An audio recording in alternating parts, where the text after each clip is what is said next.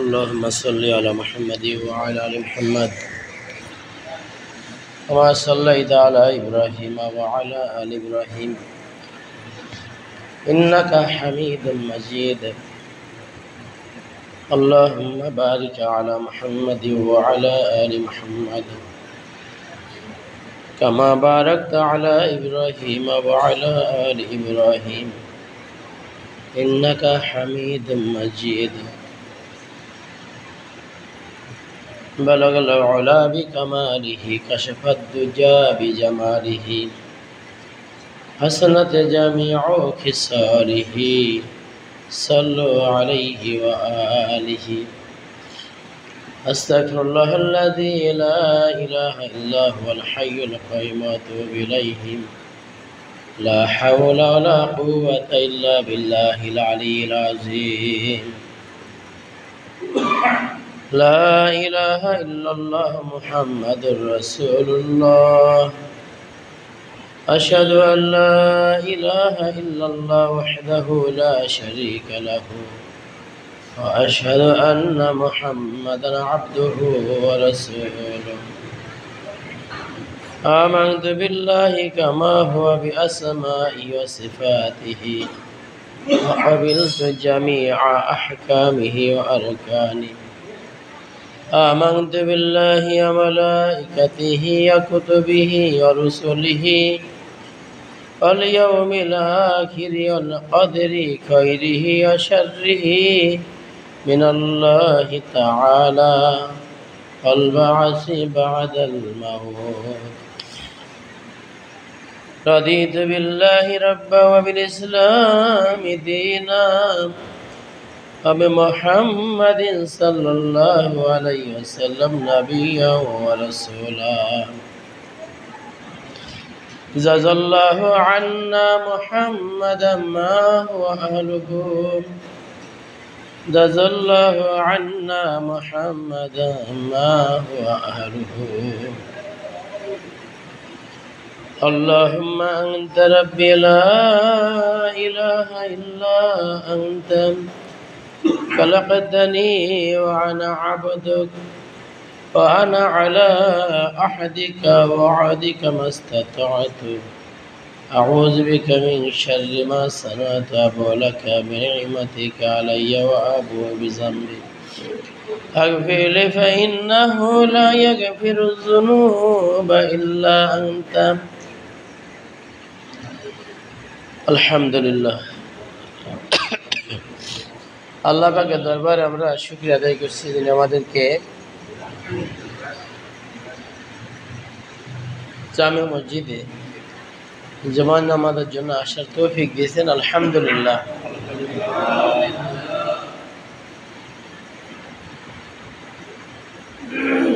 ঈমান হলো বড় মূল্যবান জিনিস।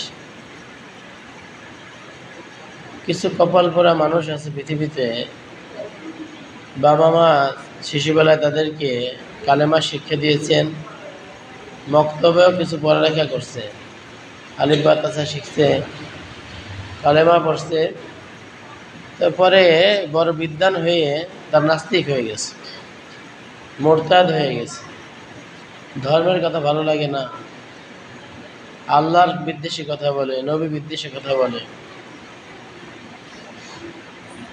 এটা বড় কপাল পোড়া। আসল বিচার তো হবে আখিরাতে। দুনিয়াতে তো যার পাওয়ার বেশি, সে কথা বেশি বলে, তাকে বাধা দেওয়ারও কেউ থাকে না। পরীক্ষার হলের মতো, পরীক্ষার হলে 3 ঘন্টা 4 ঘন্টা সময় দেওয়া হয়। ওই খাতায় সে যদি উত্তর লেখে সেটাও সঠিক, আর যদি সে বসে বসে কবিতা লেখে, প্রেমপত্র লেখে বা নিজের জীবন কাহিনীও লিখে রাখে, তো পরীক্ষক যারা পরিদর্শক আছে তারা কিছু বলবে না। রেজাল্ট যারা খাতা পরিবেক্ষণ করবেন, নিরীক্ষণ করবেন, তারা তার ফলাফল ঘোষণা করবেন।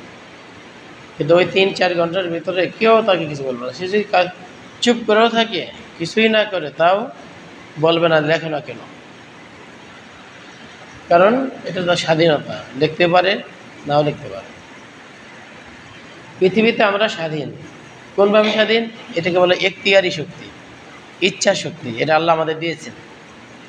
আমরা ইচ্ছা করলে ভালো কাজ করতে পারি, ইচ্ছা করলে খারাপ কাজও করতে পারি। স্বাধীনতা এটা। আমাদের ইচ্ছা আমরা যেভাবে ইচ্ছা সেভাবে চলে, কোথাও যেতে চাইলে চলে যাই, কোথাও না যাইতে চাইলে যাই না। এই সামর্থ্যটা আল্লাহ আমাদের দিয়েছেন, কিন্তু আল্লাহর হাতের মধ্যে আমরা সবাই আছি।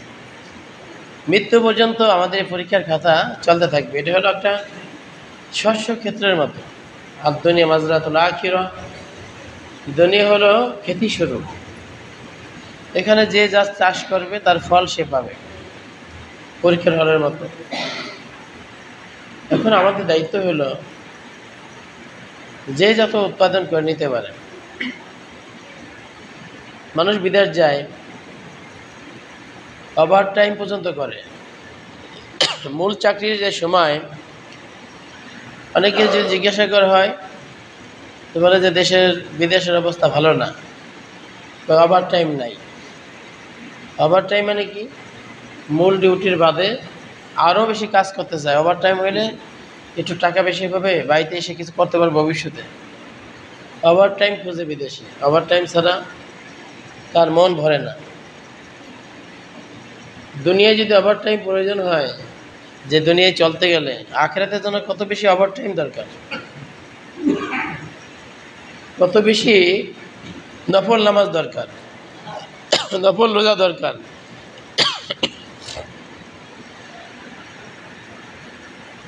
হাদিস শরীফের ভিতরে আছে,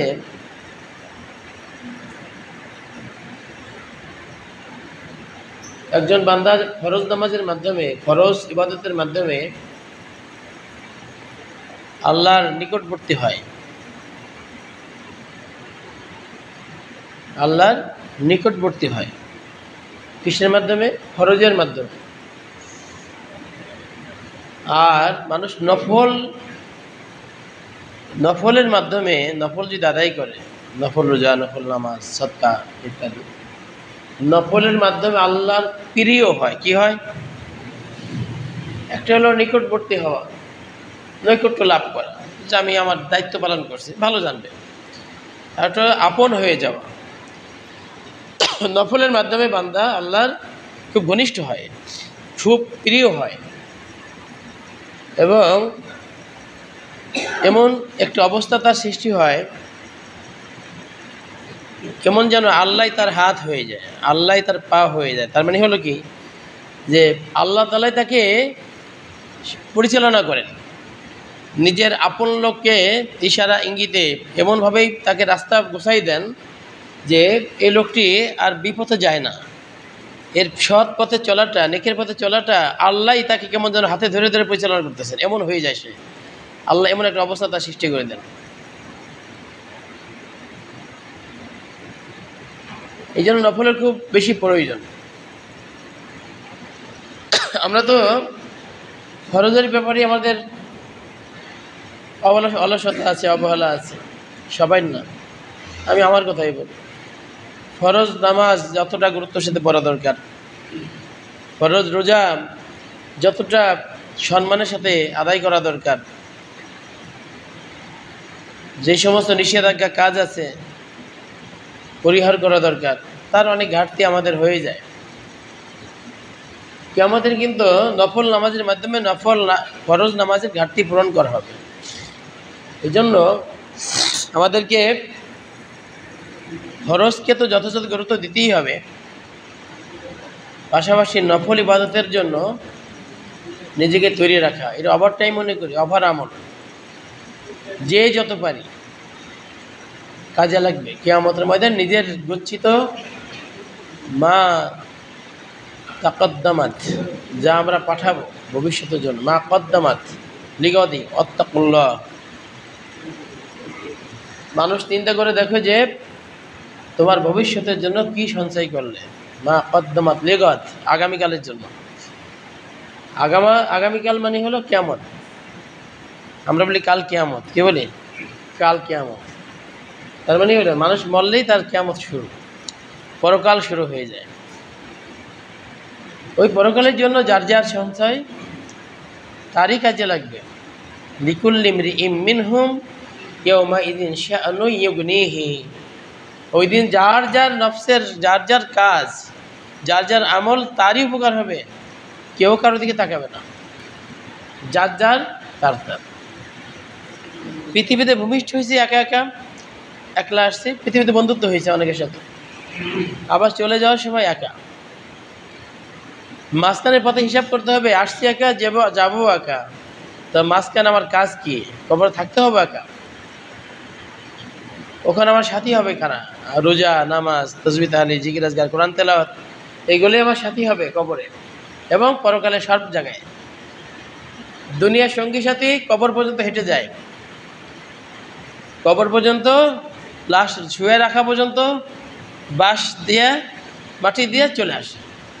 এই পর্যন্ত তারা আমার সাথে গেছে। আমার কবরের ভিতরে আমার সাথে কেউ শুয়ে থাকে নাই, তাজা মানুষ আমার কবরের ভিতরে কেউ অবস্থান করে নাই, এটা নিয়মও নেই। বরং কবরের ভিতরে, কবরস্থানে অনেক সময় একা যাইতে ভয় লাগে।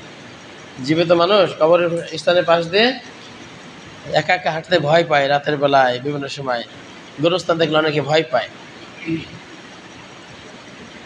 তাহলে যেখানে আমি শুয়ে থাকবো সেটা অন্যদের দৃষ্টিতে ভয়ের জায়গা, জীবিত মানুষের দৃষ্টিতে সেটা ভয়ঙ্কর একটা জায়গা, ভয়ের জায়গা। ওখানে অনেক সময় একা মানুষ যায় না। কবরস্থানে কবর রাতের বেলা জিয়ারত করতে যাবেন, অনেক ক্ষেত্রে ভয় লাগতে পারে আপনার। তো ভয় লাগার জায়গা না, কিন্তু মানুষের ভয় কাজ করে।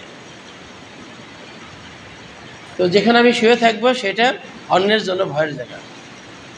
তাহলে আর যদি কবর আপনার আমার জন্য ভয়ের জায়গা হয়ে যায়, আমার কবর আপনার কবর আযাবের জায়গা হয়, যা পৃথিবীর কেউ জানবে না। কবরের আযাব এই পৃথিবীর কেউ জানবে না, জানার কোনো শক্তি আল্লাহ দেন নাই, বিদায় জানি না।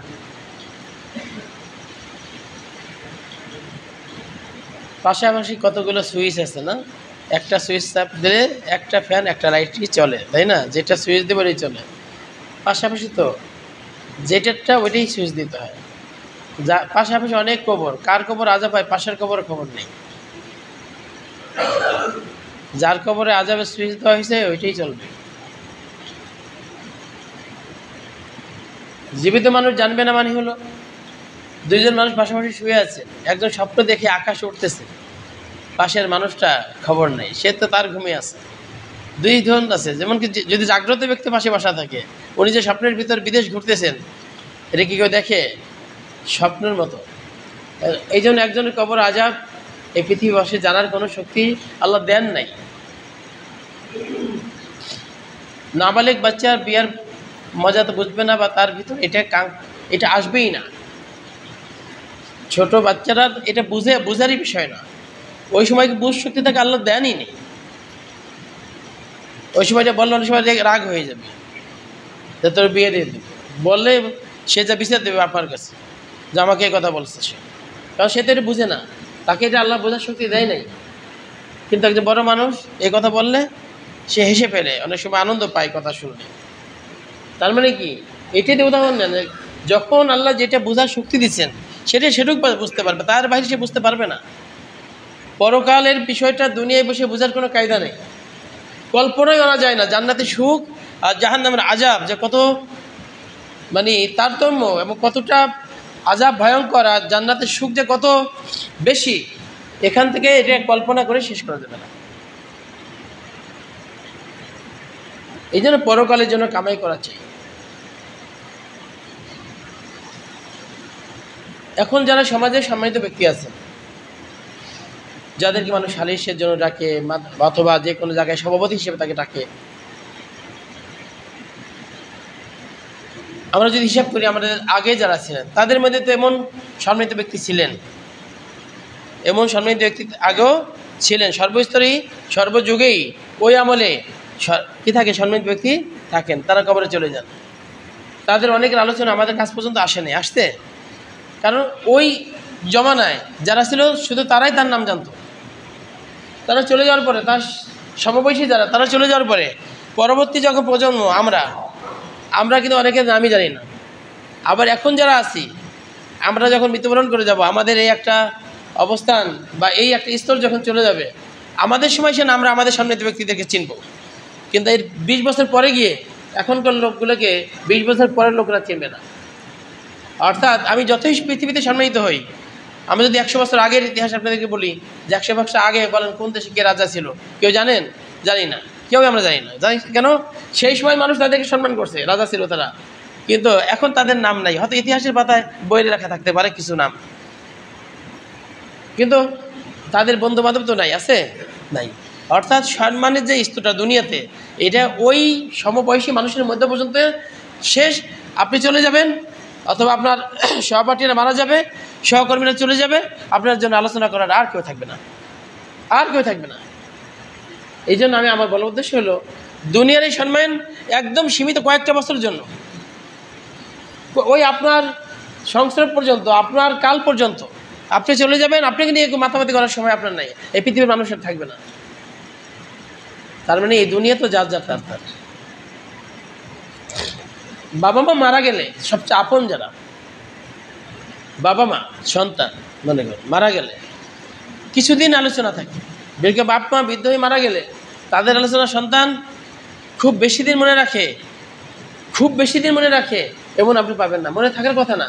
কারণ তার নিজের কাজে এত ব্যস্ত হয়ে পড়ে, সেও তো মা বাবা হয়ে গেছে, সেও তো একটা ব্যস্ততার মধ্যে আছে। তার নিজের মা বাবার আলোচনা করার, স্মরণ করার মতো পরিবেশ বা সময় অনেক সময় হয়ে ওঠে না। যেটা যার ওরসে আমরা আমাদের জন্ম, তাদের কথাই তো আমাদের অনেক সময় মনে থাকে না, তো পরের কথা মনে থাকবে কিভাবে?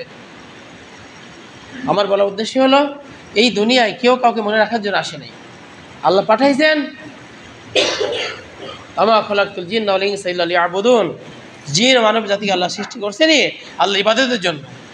ইবাদতের মধ্য দিয়ে স্মরণীয় হয়ে থাকবেন। ইবাদত, আল্লাহর ইবাদত, আপনি নমুনা হয়ে থাকবেন, আদর্শ হয়ে থাকবেন।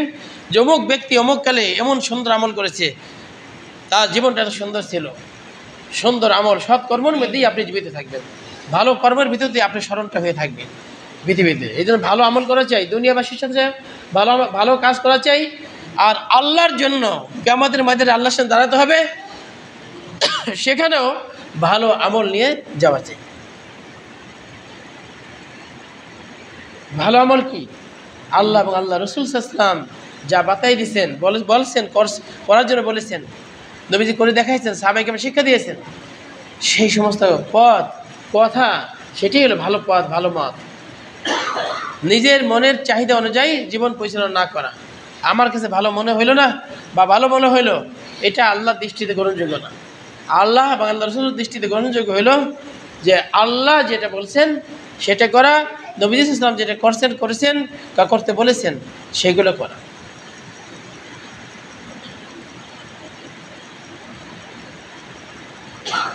আমরা প্রত্যেকেই জিম্মাদার, প্রত্যেকেই জিম্মাদার। আলা কুল্লুকুম রাঈন ওয়া কুল্লুকুম মাসউলুন আন রাইয়াতিহি।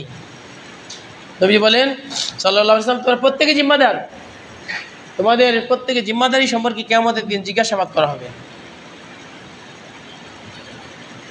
একজন রাষ্ট্রপতি রাষ্ট্রের সকল নাগরিকের ব্যাপারে জিম্মাদার, একজন মন্ত্রী তার অধীনস্থ সকল বিষয়ের ব্যাপারে জিম্মাদার, একজন এমপি তার এমপির এলাকার ব্যাপারে জিম্মাদার, চেয়ারম্যান ওই এলাকায়, মেম্বার তার এলাকায়।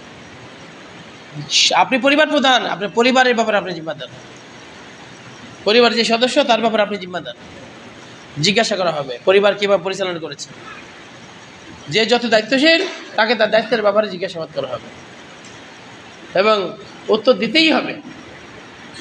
উত্তর দিবে না, আমলনামা সামনে পেশ করে শুনিয়ে দেওয়া হবে, এটি তার আমলনামা। হা উমুকরা কিতাবিয়া, এই যে নাও তোমার আমলনামা। লা ইউগাদিরু সাগীরাতান ওয়ালা কাবীরাতান ইল্লা আহসাহা, আমলনামার ভিতরে ছোট বড় কোনো আমল লেখা বাদ যায় নাই। ছোট বড় কোনো আমল এর ভিতরে লেখা বাদ নাই। বলবে যে এটি কেমন আমলনামা, আশ্চর্য হবে যে কি, এটি আমার জীবনে সব আছে এর ভিতরে। মানুষ আশ্চর্যান্বিত হয়ে যাবে, এটা কিভাবে সম্ভব? আমার জীবনে সব কিছু লেখা, মানুষের আত্মজীবনী লেখে, একটা ছোট বই হয়, অর্থাৎ বাছাই কিন্তু কিছু অংশ তার জীবনে লেখে। কিন্তু এই আত্মজীবনীটা জন্মের মুহূর্তে থেকে শুরু করে মৃত্যুর মুহূর্ত পর্যন্ত প্রত্যেক সময়ের প্রত্যেক মুহূর্তে আপনার প্রত্যেক পলকে পলকে যা যা হয়েছে সব আমল মৃত্যু লেখা আছে। এটি কেমন আমল নাম হবে? সেটা কিয়ামতের ময়দানে যা দেওয়া হবে, নেককারদেরকে ডাইন হাতে দেওয়া হবে, বদকার যারা গুনাহগার যারা তাদের বাম হাতে দেওয়া হবে, যারা জান্নাতি হবে তাদেরকে সামনে থেকে এসে সম্ভাষণের মাধ্যমে তার ডাইন হাতে দিয়ে দেওয়া হবে পুরস্কার। আর যারা পাপী হবে তাদেরকে পিছন দিয়ে দিয়ে বলবে নাও আমল নামা, পিছনে তাকে দেখবার সুযোগ নেই, তার চেহারার দিকে তাকানো হবে না। মানুষের আমল নামা হাতে পাওয়ার সাথেই বুঝবে, সামনে এসে যদি পুরস্কৃত করা হয় সেটা সম্মান, আর পিছন থেকে বলে নাও তোমারটা নাও, ফিকে দেওয়া মতো, তো এইটাই বুঝতে পারবে যে কি পরিস্থিতি হবে সেই দিন। এই জন্য আসুন আমরা যেই বয়সে আছি, যেই বয়সে আছি, এই বয়স থেকেই আমাদের কাজ করার সময়। কারণ কার কতদিন হায়াত এটা আল্লাহ নির্ধারণ করে রেখেছেন, এটা আমরা কেউ জানি না, কারোটা কেউ জানি না আমরা। এই জমা পড়াচ্ছি, আগামী জমার আগে খবর পেতে পারেন যে মুফতি মোহাম্মদ জাকির হোসেন ফরিদ ইন্তেকাল করেছেন, মাইকিং শুনতে পারেন, খবর পেতে পারেন। নিজের মৃত্যু সংবাদটা কল্পনা করে দেখেন। আমি বললাম যে মাইকিং হচ্ছে, শোক সংবাদ, শোক সংবাদ, শোক সংবাদ, আমার নাম বলে বলা হলো যে ইন্তেকাল করেছে, ইন্না লিল্লাহি ওয়া ইন্না ইলাইহি রাজিউন, তার জানাজা নামাজ অমুক সময় হবে। আপনি এই ঘোষণা নিজের ব্যাপারে একটু কল্পনা করে দেখেন, নিজের নাম নিয়ে মাইকিং হচ্ছে, তখন আপনার কাছে কেমন মনে হয়? তখন আমার মনে হবে আসলে দুনিয়া ক্ষণস্থায়ী, চলে যেতে হবে আমাকে। এই শোক সংবাদ আপনার আমার সবার জন্যই প্রচারিত হবে একদিন, তার নির্ধারণ আল্লাহর কাছে। এমন না যে সবাই বৃদ্ধ অবস্থা পর্যন্ত বেঁচে থাকবো, এটা বলার কোনো সুযোগ নেই। এই জন্য আসুন দুটো বিষয় রক্ষা করি, একটা হলো আল্লাহর হক রক্ষা করি, আর একটা হলো বান্দার হক লেনদেন, এগুলো পরিষ্কার রাখি। অন্যের সম্পদ কোনোভাবেই অবৈধ উপায়ে চালাকি করে ছলচাতুরির মাধ্যমে ভোগ না করি। আল্লাহ তাআলা নামাজে ঘাটতি থাকলে, রোজায় ঘাটতি থাকলে কিয়ামতের ময়দানে গোপনে মাফ করে দিতে পারেন, না বান্দা ঘাটতি ছিল, আমাকে অন্য একটা আমল ভালো লেগেছে, তোমাকে ক্ষমা করে দিলাম, তার আমল তার গুনাহটা প্রকাশ করবেন না, যদি ইচ্ছা করেন মাফ করে দিতে পারেন। অন্যের হক আল্লাহ মাফ করবেন না, কাঠগড়ায় দাইতেই হবে।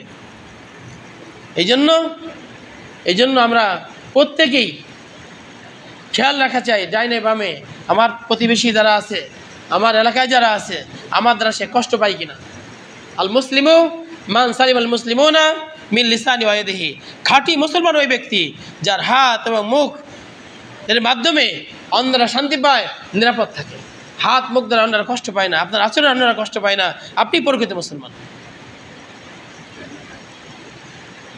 লাকাদ কানা লাকুম ফি রাসূলিল্লাহি উসওয়াতুন হাসানাহ, আল্লাহ বলেছেন তোমাদের রসুলের ভিতরে, আল্লাহ রসুলের মধ্যে তোমাদের জন্য রয়েছে উত্তম আদর্শ, এবং সেই আদর্শই হলো সর্বশ্রেষ্ঠ আদর্শ, শ্রেষ্ঠ আদর্শ।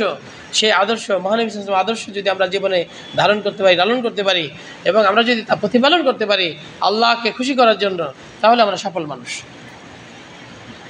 এবং দুনিয়াতে চলে যাওয়ার পরেও মানুষ আমাদের স্মরণ করবে যে লোকটা খুব নামাজি ছিল, লোকটা খুব পরহেজগার ছিল, লোকটা অত্যন্ত সকলের সাথে মিলেমিশে চলেছে, সকলকে তার হক আদায় করেছে। মানুষ এমনি আপনার প্রশংসা করবে, প্রশংসার জন্য করা লাগবে না, মানুষ প্রশংসা করবে, আপনি আল্লাহ সন্তুষ্টির জন্য করবেন। এদের আসুন, আমার আহ্বান হলো আজকে যে একটাই কথা, যে ক্ষণস্থায়ী জিন্দিগি কিছুদিনের জন্য আসছি, এবং যার যারটা নির্ধারিত সময়, যা আমরা কেউ কারোটা জানি না, অতএব যার যার প্রস্তুতি তাকেই নিতে হবে, অল্প কয়েকদিন, এবং নিজের আমলনামা নিজেকে তৈরি করতে হবে। আমার ছোটো বড় সব আমল আমি কিয়ামতে দেখতে পাবো, এবং ওই অনুযায়ী আল্লাহ তাআলা বিচার সাব্যস্ত করবেন। কিয়ামতের ময়দানে যার যার সুখ তার তার, যার যার সুখ তার তার। আপনার সুখ কেউ কেড়ে নিতে পারবে না, আপনার সুখের জায়গা কেউ কেড়ে নিতে পারবে না। আপনি যদি আমল করে যেতে পারেন, পৃথিবীর মানুষ আপনাকে 50 বার গালি দিয়েছে, 1000 বার আপনাকে গালি দিয়েছে, কিন্তু আল্লাহর দৃষ্টিতে আপনি গালি খাওয়ার যোগ্য নন, আল্লাহর কাছে পুরস্কার প্রাপ্ত, তাহলে আপনার জান্নাত কেউ কেড়ে নিতে পারবে না। এটা দুনিয়ার মাতব্বরি দিয়ে, দুনিয়ার বাহাদুরি দিয়ে জান্নাতকে জোর করে ছিনতাই করে নেওয়া যাবে না।